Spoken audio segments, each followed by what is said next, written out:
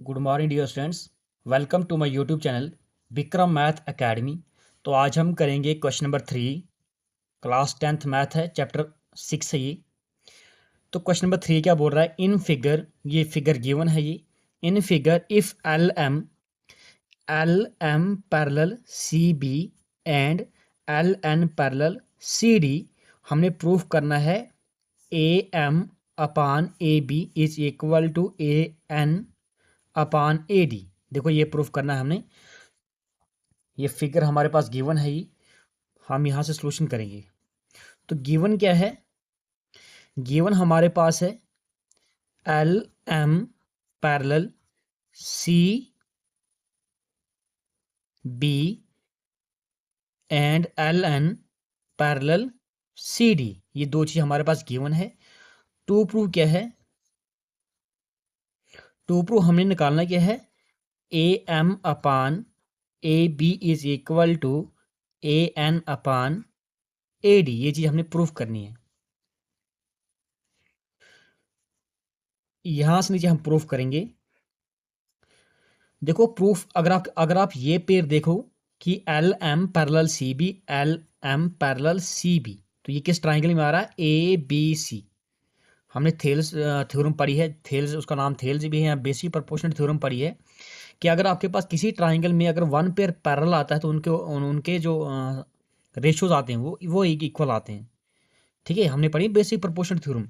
तो अगर आप इस पेयर को देखो, L M parallel C B, देखो L M parallel C B, ये ट्राइंगल किस में आ रहा है? ए बी सी में आ रहा है। तो मैं ट्राइंगल ले लूंगा। In triangle A B C, since अगर L M parallel C B है, अगर L M parallel C B है, तो यूजिंग बेसिक प्रोपोर्शनलिटी थ्योरम हम यहाँ थ्योरम का यूज करेंगे। ठीक है, कन्वर्स, यहाँ पे कन्वर्स ऑफ लगेगा by using converse of.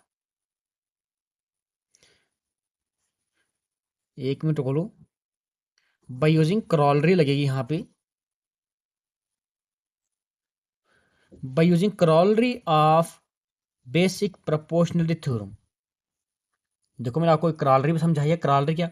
Basic proportional theorem ये बोलती है कि ये ratio this line upon this line is equal to this line portion upon this line, यही होता था बेसिक प्रोपोर्शनल थ्योरम। लेकिन जब हमने इसकी क्रॉलरी पढ़ी थी, क्रॉलरी मीन्स क्या? पार्ट जो होल को डिवाइड करे, क्योंकि आपके पास अगर यहाँ देखोगे ए एम पूरी लाइन ए बी को डिवाइड कर रहा है, तो यहाँ पे क्रॉलरी का यूज किया जाता है। ठीक है, क्रॉलरी का ही यूज किया जाता है यहाँ पे।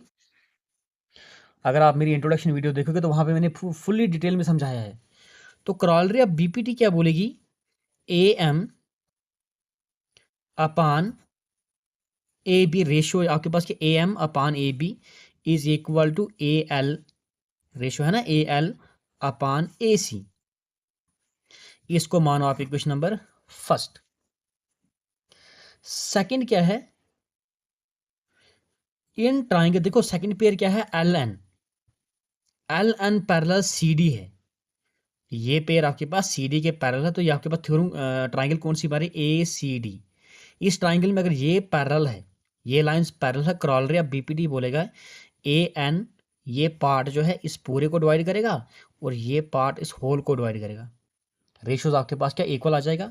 तो in triangle A C D, in triangle A C D, इस ट्राइंगल में क्या है? अगर since L N parallel C D है, यहां भी आप लगा लो यूजिंग क्रॉलरी, COROLLARLY लिखा है, क्रॉलरी ऑफ बेसिक प्रोपोर्शनलिटी थ्योरम। तो क्या बोलेगी ये?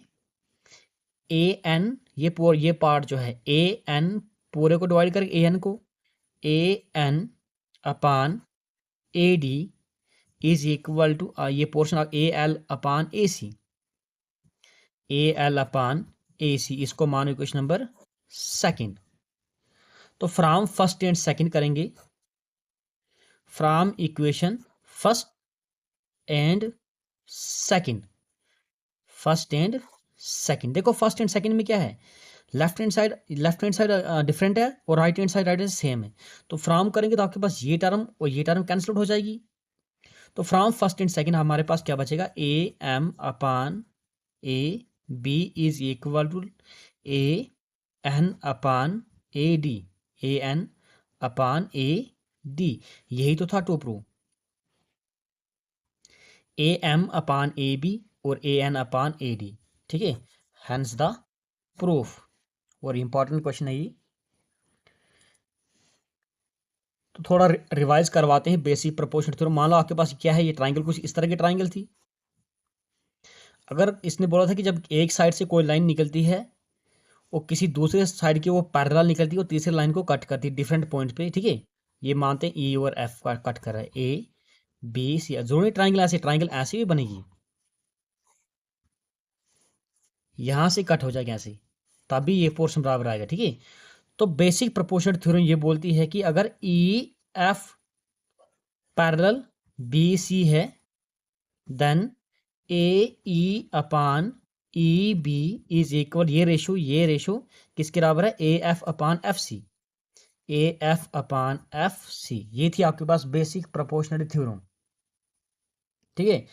तो यहां से अगर रिजल्ट निकलता है जिसको हम क्रॉलरी बोलते हैं, क्रॉलरी होता है एक small result that extract from the theorem, theorem से निकलता है जो रिजल्ट उसको हम क्रॉलरी बोलते हैं। तो क्रॉलरी यहां से आगे क्या बोलती है, अगर ये लाइन इसके पैरेलल है, ऐसा भी हो सकता है कि ये पार्ट ए ई इस पूरे को डिवाइड करेगा ए बी को, और ए एफ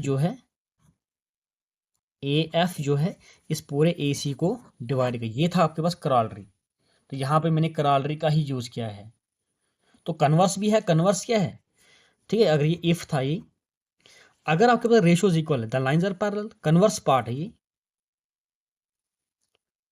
ये मैंने फुल्ली डिटेल में थ्योरी में समझाई है। कन्वर्स पार्ट क्या बोलता है, बोलता है if ratios are equal, A E upon E B is equal to A F upon F C. अगर ratios are equal then lines are parallel, E F parallel B C. ये ऐसे भी हो सकता है, उल्टा कन्वर्स होता उल्टा, ये डायरेक्ट पार्ट था। अगर लाइंस पैरेलल है तो रेशियोज इक्वल होते हैं। अगर उल्टा ऐसे भी तो हो सकता है, अगर रेशियोज इक्वल है तो लाइंस आर पैरेलल। तो यहां से एक रिजल्ट, छोटा सा रिजल्ट निकलता है कि पार्ट जो होल को डिवाइड कर सकता है, ये पार्ट जो इस पूरे को डिवाइड कर सकता है, तो उसको बोलते हैं हम क्रॉलरी। तो मैंने यहाँ पे क्रॉलरी का ही यूज किया गया है। तो बाकी कहीं भी किसी भी तरह के कोई डाउट होगा तो आप मुझे कमेंट करके पूछ सकते हो। तो प्लीज़ चैनल को सब्सक्राइब करना। Thank you dear students for watching this video. Thank you.